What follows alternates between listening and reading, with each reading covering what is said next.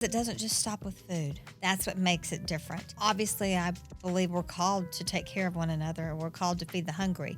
We're called to clothe the naked. And, we're called to do these things. But we're called to nourish the whole person. And that's what Food for Our Journey does. Have you heard the saying, the opposite of addiction is connection? We at the Addiction Prevention Coalition know that there's truth in that adage. And so we are fighting addiction face to face, conversation by conversation, creating connection. Here at The Shield, our new podcast, no topic is off limits because there are no limits when it comes to substance use disorder.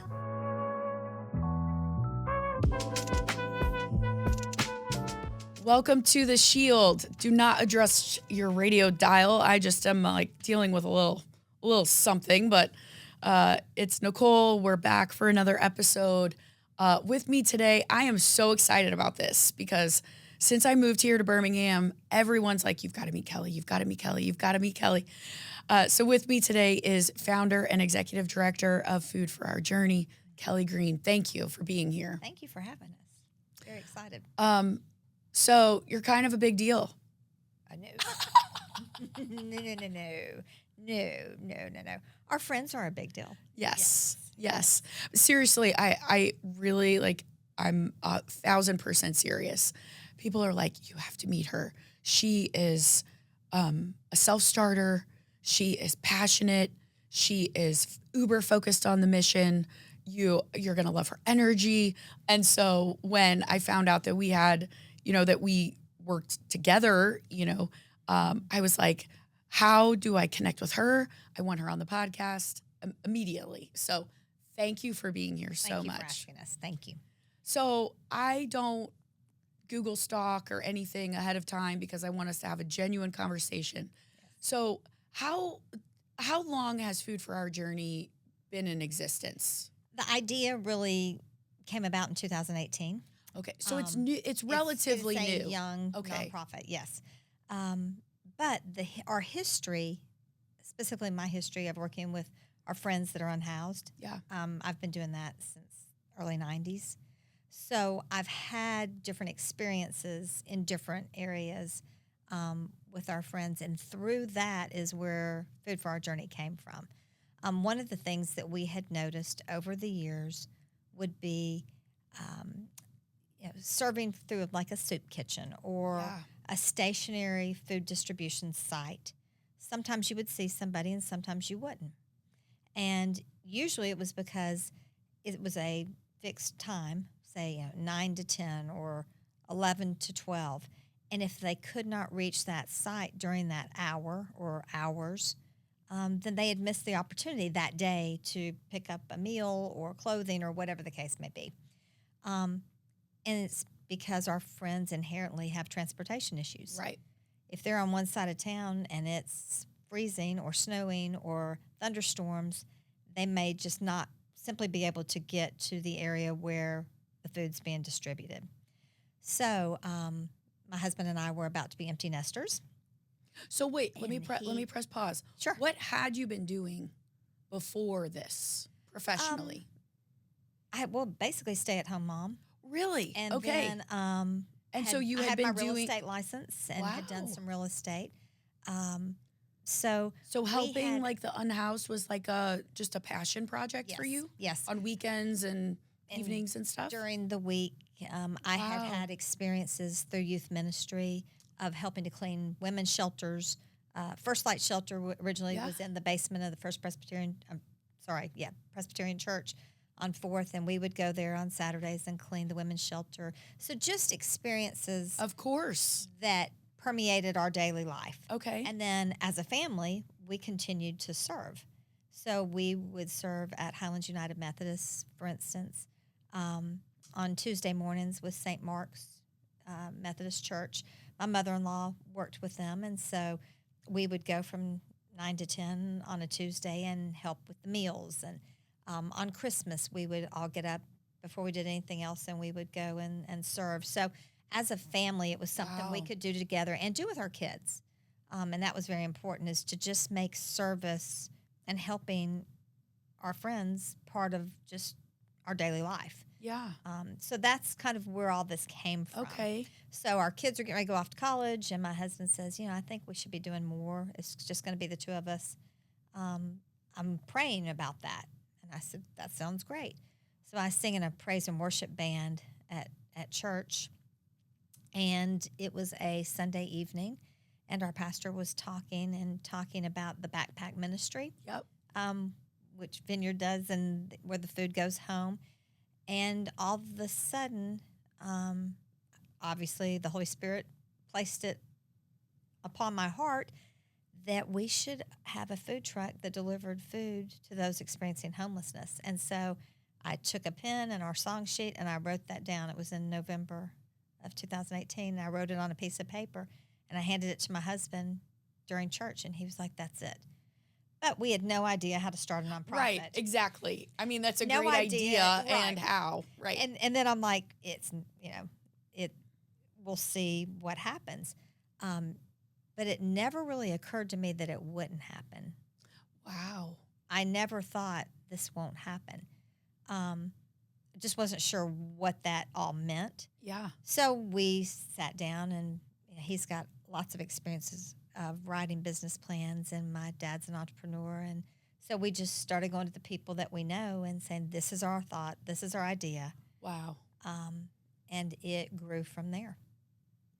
Okay, so I have so many questions swirling. Yes. Okay, so the first one is, a lot of times people who form nonprofits form a nonprofit because they love doing the work. Mm-hmm. And then they realize that there's a lot to running a nonprofit that is not exactly serving the folks that you wanted to serve and not exactly doing the work, right? It's a lot of administrative stuff and fundraising and stuff like this, yes. right? Yes. So I'm curious, like, how big is your team administratively, and do you still get to go out and do the work? Mm-hmm. Okay, talk about that, because I bet that's really important to you. Well, we started with, I went to a close friend of mine. Her name's Christine Galab, and she is our assistant executive director. And she was teaching school at the time, and I had met she and her husband through youth ministry, and she had actually taught my children. And I said, how would you like to retire from teaching and come help me do this? And by the time I had gone to her, I had a full business plan in place and everything. I could sit down and show her what I was thinking and where we would go with this. So it started off very much a family nonprofit. Yep. So our kids, who are all now adults, and my husband and myself, and we started recruiting board members and interviewing, and literally just from scratch. So we had I think we started initially with an 11-person board. I wanted it to be non-denominational because it is a faith-based nonprofit. And we just began asking people and got many more yeses than we ever got no's. Everyone was very willing to help. At the same time, we started fundraising. We learned quickly that we really didn't need a food truck. We didn't need to cook our food. Oh, okay. There is so much food waste. It really became a food rescue mission. So we began partnering with restaurants and agencies and hotels and catering companies. If Iron City has an event on Friday night, lots of unused portions. We learned quickly that most people make about 20% more than what they're going to need to make sure they can cover the event. Okay, because no one wants to go hungry. You don't want to run out. Right. So lots of unused portions that have never had the top taken off by the end of the night. And it's getting thrown away due to health department regulations. Of course, right. For safety reasons. But being a nonprofit, they can donate that to us. And we fall under the Good Samaritan law. Our health department approval allows us to then utilize that. So we don't do the cooking. Yeah, amazing. So we really, although call it a food truck, became a catering truck, if you will. But it just evolved. Every time a door would close, a window would open, and we would pivot in a different direction. So back to your question, it was Christine was the first employee, if you will. And then we began working at strictly volunteers only. And we have hundreds, because it's now to the point where we have volunteers that ride on the van with us, that help serve from the van. We have volunteers that help make food, which I'll backtrack to that in just a moment. We have all of our churches and our restaurants and our hotels and our catering companies that donate food. We have businesses that we work with that do serve days for us. So the amount of people we have are in the hundreds. We now have one other driver that's paid. I just began taking a salary. So for the last 6 years or 5 years, I guess, no, I was completely volunteer. I wanted to be able to say to our donors, and still do, that this money is going directly to the mission. It's not going to overhead. We don't have an office. I don't need an office. We work from the van. I can work from home. You have one van, two vans? I have one van and a truck. Okay. A pickup right now. And yet, with the budget piece, it's important that, donors see that your money is primarily going to programs. 100%. And for sustainability purposes, it's also important that there's money available to keep the nonprofit going. Correct. Right? That's a both and that I think a lot of people don't totally understand. When you're starting out with zero. Absolutely. So you have to have the ability to do that. And Absolutely. we were luckily fortunate enough that we could do that. And just, so many things happened that we had a donor that would be willing to match dollar for dollar anything we raised up to the first $50,000. This is just an individual. I mean, this was a pretty pioneering program in Birmingham. Right? Yes. Well, and my not knowledge, just Birmingham. Yeah, to my knowledge, I'd never heard of anything like this. This does not, I came from St. Louis. I'm not familiar with anything like this. I mean, it's the perfect kind of combination of innovation, compassion, like you're filling a need. Like everybody loves this, right? Because they do. Well, because it doesn't just stop with food. Right. And I think that's where we come in. That's what makes it different. Right. Is obviously I believe we're called to take care of one another. We're called to feed the hungry. We're called to clothe the naked. And, we're called to do these things. But we're called to nourish the whole person. And that's what Food for Our Journey does. And that was our goal from the beginning, is that we operate 7 days a week, as close as we can. We're open 365. There'll be a few days every year where something beyond our control occurs. Sure. Like snow and ice, or Sure. the van broke down and we have to, punt early or something of that nature. But for the most part, we're out every day. And that was my goal. That was our goal. The consistency of seeing our friends every day. They know we're coming. And then trust develops. And that trust, that relationship, that relational ministry happens. And then through that is where our partnerships are so key. And not just our partnerships with those that are helping us with the food. Right. But our partnerships with Addiction Prevention Coalition and our other partners. We then hear their needs. So many times we think, oh, well, you're experiencing homelessness. You need a place to live. You need clothes. And we're trying to make our Band-Aid fit whatever we think is going to fix it. And what we're here to do is journey with them, which is where the name came from. Food for Our Journey. The word "our" is in the middle of journey. We're all on this journey together. It's our journey. It's not theirs. It's not ours. It's not us. It's not them. It's our. One of the things that we talk about is that sometimes we're focused on me and what I think you need instead of hearing what you need. Right. So if you flip the word "me" upside down, it's "we." The M, instead of being closed off, is a W. It's got open arms, and it's about us. So how can we help you achieve what you need? And by being out there every day, we can do that. And some days it's just a smile and a meal. But some days it's I'm ready to get some assistance with an ID. Everything got stolen. Yep. Or I'm ready to talk with someone about, I want to go into a rehab. I want to get into a program. I want to help. I want help with housing.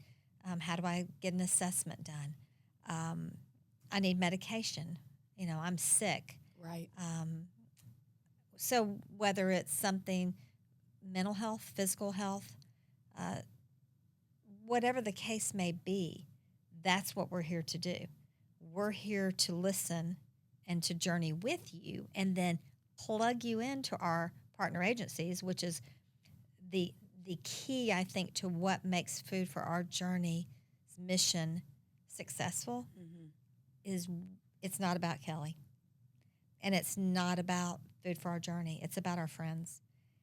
And we have so many awesome individuals that volunteer and that help and that partner that it works. We have a plethora of agencies in Birmingham, and they're fantastic. Yeah. But most people don't have the opportunity to have a street outreach team. Yep. And that's what we want to be for our sister agencies. Yep. If you need help doing something, call us. We're your people. We're out there. If you're looking for somebody who a referral came in for, or they have a doctor appointment, God bless you. Thank you. Call us. We probably know or have seen them recently, can get a message to them. So it connects us. It makes us a community, and it makes our friends part of that community. So I was just going to say, you use that word friends. Yes. A lot. They're our so friends. You're not calling them clients No. or customers or participants. No. Why friends? Because we've built a relationship. They are our trust friends. you. And we're their friends. I mean, yesterday, won't give too many details because it's not my story to tell. But in essence, one of our friends called, and another one of our friends was in crisis, and they needed some things. And so we do duffel bags at Christmas, and the duffel bag is filled with hand warmers and gloves and hats and snacks and just all sorts of hygiene, all sorts of fun stuff, and new sleeping bags. And so I took a couple out, and we were talking, and at the end of it, he gave me a big hug, and he was like, "Thank you so much for bringing this to us." And I was like, "Of course." And he said, "But wait, what do y'all need?" And I said, "What do you mean?" Oh my gosh. And he said, "What do you need? What can I pray for you for? What does Food for Our Journey need? What does Kelly need? What does Christine need?" And I said, "Well, actually, I'm getting ready to go check on my mother-in-law, and I think she's going to probably end up in the hospital," which she did, and she's doing fine. But and he goes, "You got it."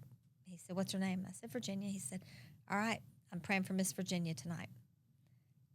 We're friends.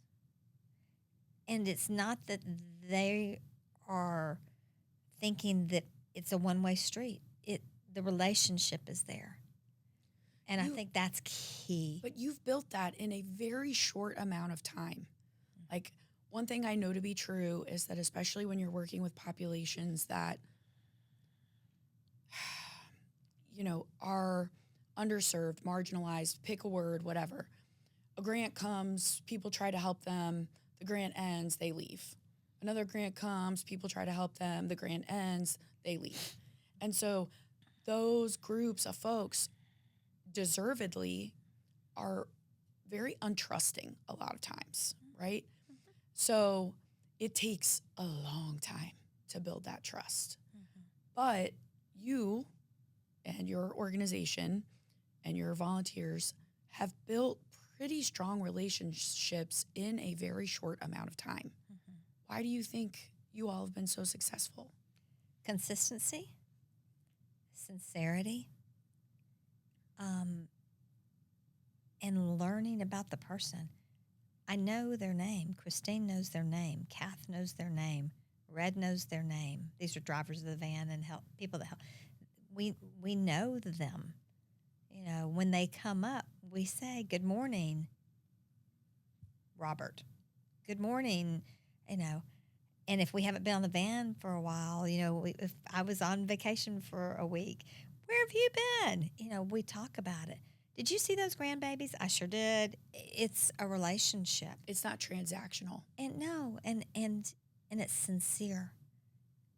People want to help people, and people want to allow people to help them if they think it's sincere. Yeah. And it is. I mean, they're our friends. They're our community. They're residents of Birmingham, just as we are. They may be unhoused. It may be under the interstate. It may be in a tent. I don't know where they may be living at the moment, but that's not important. We all are on this journey together. We've been placed at this moment together at the same time. I know people's families, our friends on the street. I have their mom's phone numbers. Oh, wow. I have, right. They say, "Hey, can we use the phone? Can we call so-and-so?" We have a van phone number and a van phone, and we use it just for that so that, we may be serving 15, 20 people in line, but they can take the phone and walk off and go call mom. Oh, or wow. they can take the phone and call for their doctor appointment or You whatever. really are catering to the whole person. That's our goal. Body, mind, and spirit. Yes, our goal, 100%. We're not just feeding you, but that's important. Feeding someone physically is important. Maslow's hierarchy of needs. You have to have basic needs in order Correct. for you to be thinking about any sort of spiritual or mental fulfillment or health. Right. You don't feel good. You have a headache. You don't even want to be around me when I'm hangry. Yeah. Right. I mean, come on. I fast on the days that I'm on the van exclusively. I do fasting anyway, but on the days I'm on the van, I do not eat until I get home.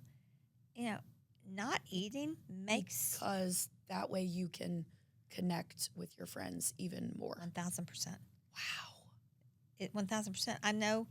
No wonder people said I need to meet you.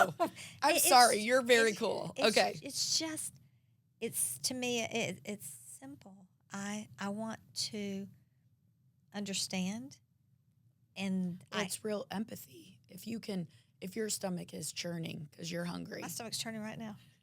Can you hear it? Yeah. If your stomach is churning and you're hungry, you're never going to know exactly what they're feeling and experiencing, but it puts you just a smidge closer. Mm-hmm. But food is a basic need, and I assert it's a basic right. 100%. It is a right. Yes, we should all be able to. And I'm not going to serve anything I wouldn't want to eat. I was going to say there's food, and then there's like nutrient-dense food. Correct. Right? Like I'm assuming, I've never been on your truck, but I'm assuming you're not giving out bags of chips. Well, and there are solely. chips in there. But not solely. Like that's not the food you're giving out. We cater to the person too. For instance, we have certain people that we serve that they love peanut butter and jelly. I love peanut butter and jelly. Well, and to me, you think peanut butter and jelly, but you don't just give them the peanut butter and jelly sandwich. We have things that go with it. We have chips, we have desserts, we have fresh fruit. For instance, this morning on the van for breakfast, they'll have Jack's biscuits, which Jack's makes their biscuits fresh every morning. Yeah. So they're not frozen. You can watch the lady sitting there making the biscuits as you're standing there. So they're hot, fresh biscuits. They didn't come in off a truck frozen. Then they have the option for fruit. And we try to do fresh, soft fruit if possible. But we do have a couple people that love their apples, so we make sure we have apples. So bananas, oranges, grapes, whatever the case may be. All of this has been donated. We have people that donate money for the Jacks, but Jacks gives us a huge discount on that. And then we have donuts as well, pastries, Heavenly Donuts, Shipley's Donuts. We're able to pick up. So we'll have everything from kolaches to bear claws to filled donuts, and they get to pick. It's a mini buffet. Coffee? Are we serving coffee? We don't serve coffee every day unless people bring that. Gotcha. Only because we have the big coffee Cambros. It's harder to keep that Got it. filled on the truck. Gotcha. We don't have, because we don't cook. Got it. Okay. Okay.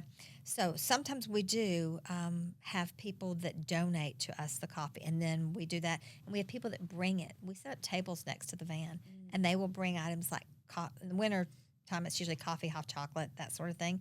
And they usually come out once or twice a week. And then in the summer and spring, it'll be like lemonade, and, cooler type things. So that's how we handle that. We do waters, Powerades, Gatorades, things to electrolyte solutions, packets that you can put in your drinks. Yes. And then in addition to that, we do hygiene every Monday and Friday.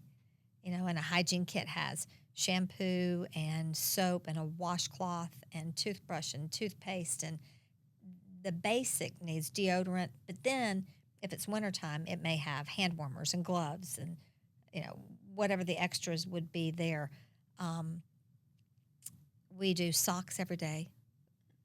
You have Narcan all the time? Narcan. Wound care kits? Yes, we do.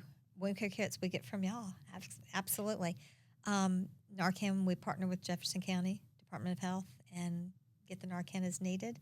So we have clothing. We have not a lot of clothing, just run out of room on the van. Space, but we get coats and we get sweatshirts right now, and we get hand warmers and gloves and hats. Can I ask a logistical question? Sure.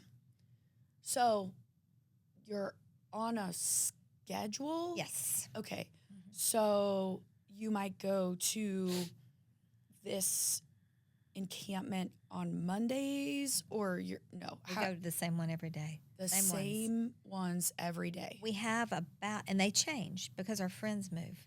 Yes, that's kind of what I'm getting at. Okay, correct. We start every day about 8 to 8:15, just getting the van all ready to go. Pick up our breakfast, and our first stop is at 9 to 9:15, depending on what time breakfast is ready. And your friends know this? Correct. Through word of mouth? Through word of mouth. We also have a sign when you open the van door. There's a sign that gives you the stationary stops. Okay. We have little note cards that we hand out, but it's also a lot of word of mouth. And it's consistency. We do this every day. Okay, so 9 to 9:15 is our first stop. Okay. Okay, and we have right now probably 30 to 35 stops a day. What? Yes, because with one vehicle. Correct. It takes all day. Mm-hmm. And we go to two of those stops twice. Lord, right now, I'm sorry. What? Like you're doing more in a day than a lot of people do like all week. You realize this? Well, we want to try to make sure we're not missing anybody. Obviously. And what we do is we have the first stop of the day is what we call a stationary stop. And we usually will have, we might occasionally have like 5 or 6 people. Usually it's going to be somewhere in the 20 to 70 people at the first stop. For the breakfast you just described. Correct. Later in the month, we'll have more people than the beginning of the month because sometimes people do receive some sort of a little bit of a disability check or something like that that might assist them. Sure. But yes. And that first stop, we're usually there 30 minutes to an hour at the first stop. And then we start hitting the encampments.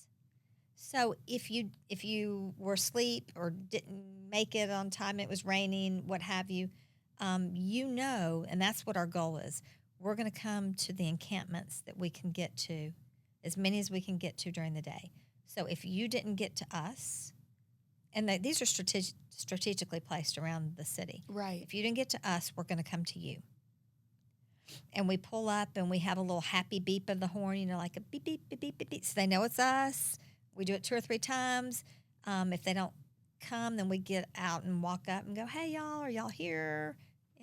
It's Kelly or Christine or whomever. Did y'all need something to eat? Do y'all need anything today? Because we want to make sure, do they need the phone? Do they need to make contact with anybody? And then you're going to the next one, and to the next one, and Correct. to the next. And then on Tuesday, you repeat the same thing. Same thing. We do Monday through Friday is exactly the same route. Saturday is a half route. because Monday through Friday since we do it twice, we do a breakfast and a lunch. Okay. Then on Saturday we do breakfast and lunch, but it's at the same time. Like a brunch. Yep. And the reason we started doing that is all of a sudden I realized quickly I needed time to get the van repaired. I needed time to get tires. I needed And time you to do get that oil on changed. Saturdays? Saturday afternoons, whatever needs to be done. When do you sleep? Good question. I'm doing better. I am doing so much better with that because, see, usually the administrative, then we would get home. Yeah, in the evening. Right. I know. And you do all the grant writing and all that, and you're like 1 o'clock going, I need to go to bed. But yes, so I'm getting much better at making myself go to bed earlier. So that's helpful. Then Sundays, we partner. I have to say this because this is cool. Come on. Sundays, we have churches that do a Sunday dinner. Because on Sunday, what do? You get together with your family and you have a big meal. And you hang out and you talk and you break bread and watch football. And right. So on Sunday, and hey, we talk sports. I'm sure you do. I mean, I know which ones are Saints fans and which ones are Bama fans. Oh, that's funny. Christine's Auburn, I'm Alabama. So if there's somebody who wants to talk to Auburn, I'm like, she's your girl. Yeah, she's your other one. Yeah. Yep. So a Sunday dinner. So we do a full Sunday dinner. So it will be, and each church does something a little differently. So it could be fried chicken, mashed potatoes, green bean casserole, dessert, but it's people make it, prepare it, and bring it. If it's Christmas, we do a Christmas dinner. If it's Mardi Gras, we make sure we throw out beads and have king cake. We celebrate the holidays. It's whatever's happening, whatever's going on, we celebrate. We bring it to them. And so Sunday, that's what we do. It's a big Sunday dinner. So Monday through Friday is the one, and then Saturday's half day. They get both at the same time, and it varies. So today we had received a huge donation from Vestavia Ballparks, and we have Chick-fil-A sandwiches and hamburgers and hot dogs, and it's good stuff. And that's what's going out today. Yesterday was homemade pasta salads and all the fixings to go with that. We'll have Publix chicken will be a main this week. Shiki and Umami do chicken fried rice for us and donate it every Thursday. Chicken fried rice every Thursday. I know, it's fantastic.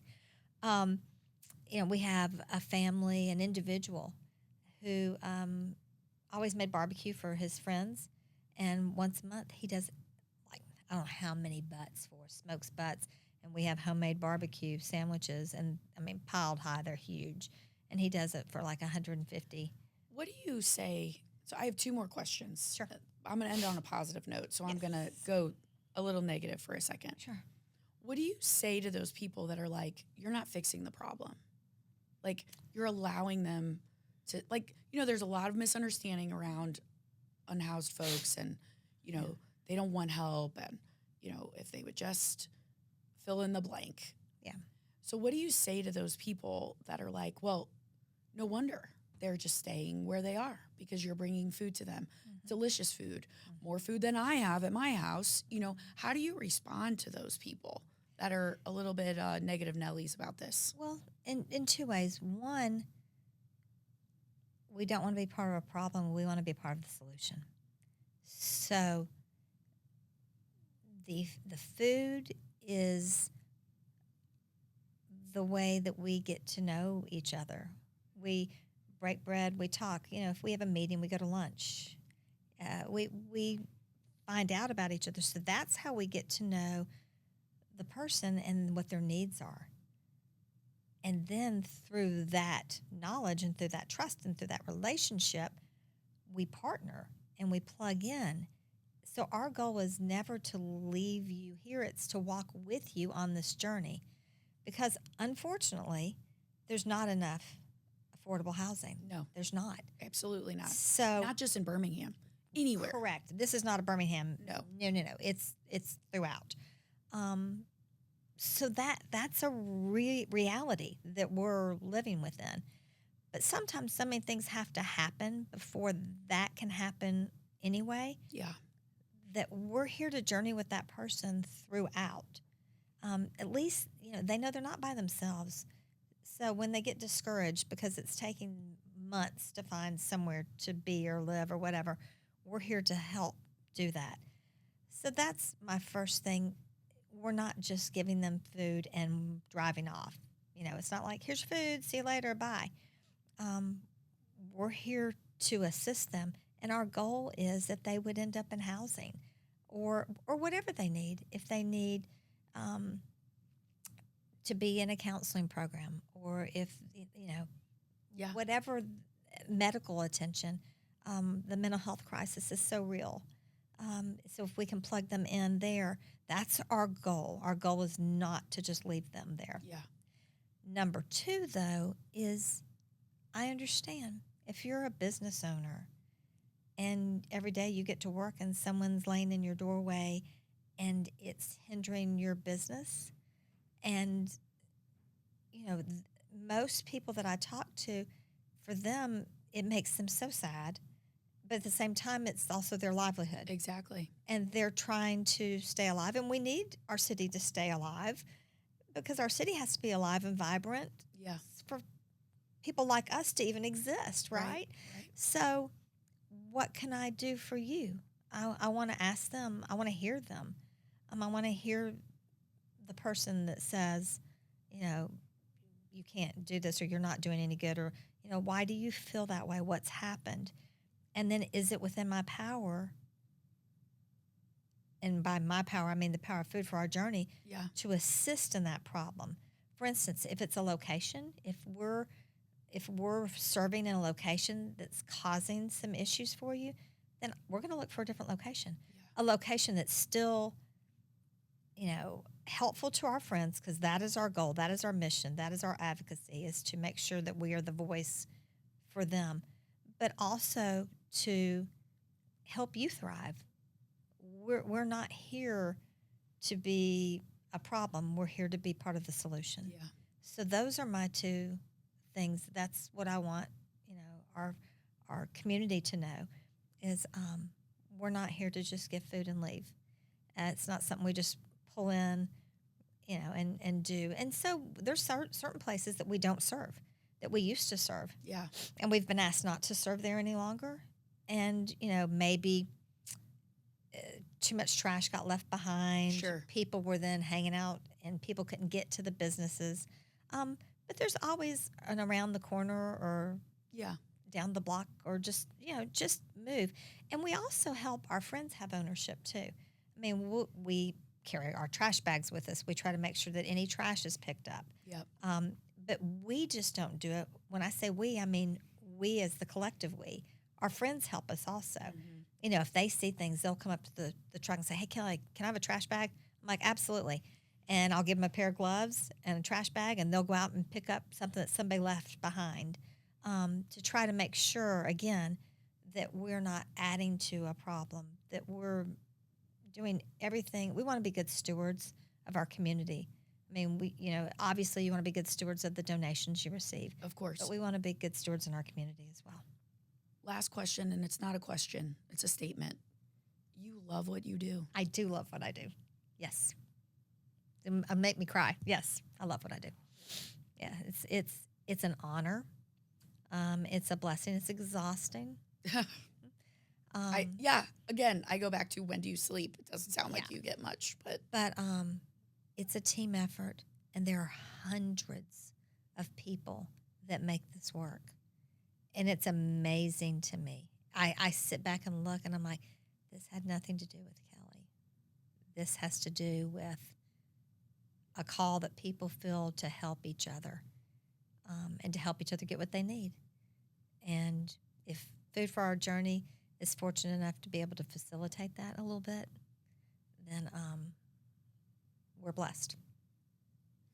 Thank you for what you do. Thank you. Y'all help us so much. Y'all Thank you to all of your volunteers, to all of the companies that help support your mission. I mean, it's truly incredible. Thank you. And every time I see your truck driving around, I'm like, oh, because you're bebopping around. We are. Yeah.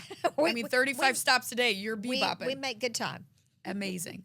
Seriously, thank you. Thank you for everything you do to make this community better. Well, thank you. Thank you for having us.